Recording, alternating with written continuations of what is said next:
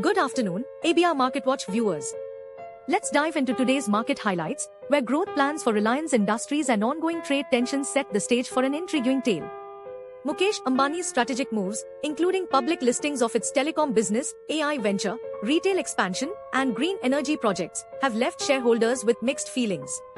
The choice of IPO over a demerger has raised concerns about limited benefits for retail investors compared to strategic ones. However, Ambani maintains focus on India's interests amid the US tariff standoff, promising future collaboration in apparel, electronics, and green energy projects alongside partners like Google and Meta. Despite the economic growth continuing at a rapid pace, albeit with a slower nominal growth due to low inflation, corporate profit growth remains subdued, causing caution among foreign investors regarding investment in India. On a diplomatic front, the ongoing discussions between India and China aim to expand trade ties, while tensions persist between the US and India, with no immediate resolution in sight.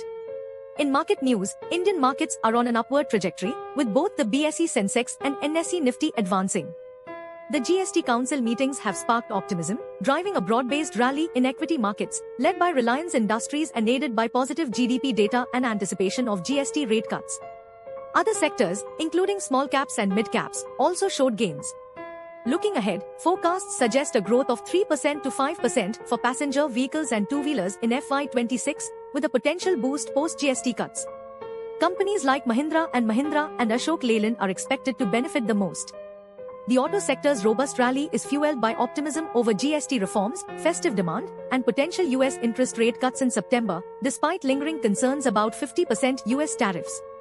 In closing, investors are gearing up for the upcoming GST Council meetings and monitoring bond markets, all while anticipating a potential tax cuts-led consumer cycle that could be India's strongest in over a decade. As always, stay tuned to ABR Market Watch for the latest market updates.